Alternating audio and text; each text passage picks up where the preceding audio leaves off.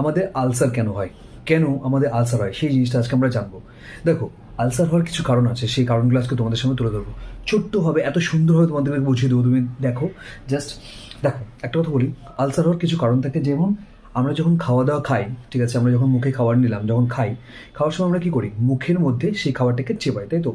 এবার যখন আমরা চেবাই তখন আমাদের কী হয় বলো তো, এই মুখ থেকে একটা প্যারোটিড গ্ল্যান্ড আছে, সেই প্যারোটিড গ্ল্যান্ড থেকে একটা এনজাইম বেরোয়, সেটা কি লাইসোজেম বাড়ায়। সেই লাইসোজেমটা কী করে, সেই লাইসোজেম করে হচ্ছিল আমাদের যে খাবারটা খেলাম সেই খাবারের মধ্যে কিছু জীবাণু থাকে, সেই জীবাণুটাকে মারার চেষ্টা করে।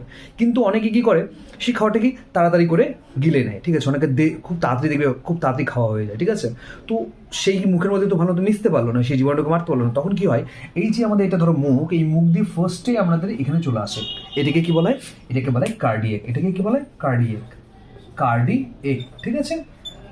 এই কার্ডিয়েকের কাজ কি, এই ফার্স্টে আমাদের খাবারটা মুখ দিয়ে, এখানে মুখ, মুখ দিয়ে সোজা এই কার্ডিয়েকে চলে আসে, ঠিক আছে। এই যে কার্ডিয়েকে চলে আসলো, এবার এখানে তো জীবাণু মারতে পারলো না, তখন পেটে চলে আসলো। তখন পেটে কি হয়, পেটে আমাদের ঠিক এর উপরে একটা ই থাকে, এরকম ধরনের একটা ই থাকে, এখান থেকে এনজাইম বেরোয়, সেটা হচ্ছে কি HCl। কি হয়, HCl মানে কি, হাইড্রোক্লোরিক অ্যাসিড। এই হাইড্রোক্লোরিক অ্যাসিডটাকে কাজ কি, এই যে খাবারটা ছিল, এই খাবারটা, এই যে মনে করো খাবারটাকে নামলো, নামে এখানে যে থাকলো, সেই খাবারটার মধ্যে কি করবে, সে এই সেলটাকে ভালো করে মিশিয়ে দেবে, ঠিক আছে। এই সেল বেরোবে মানে হাইড্রোক্লোরিক অ্যাসিড, অ্যাসিডটা কী করবে, এই পুরো খাবারের সাথে মিশিয়ে যাবে, যাতে যত জীবাণু আছে সেই জীবাণুটাকে মেরে ফেলতে পারে, ঠিক আছে। তো এই খাবারটাকে তো মেরে ফেললো।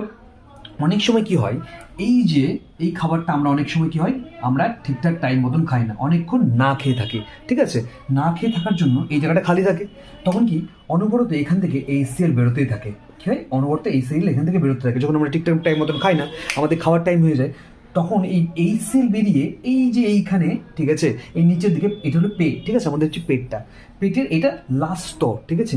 এই স্তরটাকে বলা হয়, এই যে স্তর, সেটাকে মিউকোসা। মিউকোসা স্তরের কাজ কি, যেমন আমি তোমাকে বলি যে একটা বাচ্চা, ছোট বাচ্চাকে যখন আমরা বিছানায় ঘুমাইতে দিই, তখন দেখবে তার নিচে কি করে আমরা প্লাস্টিক পাঠিয়ে দিই, কেন, সে পেচ্ছাপ করবে, তাহলে কিন্তু সেই পেচ্ছাপটা কিন্তু বিছানা ভিজবে না, ঠিক আছে।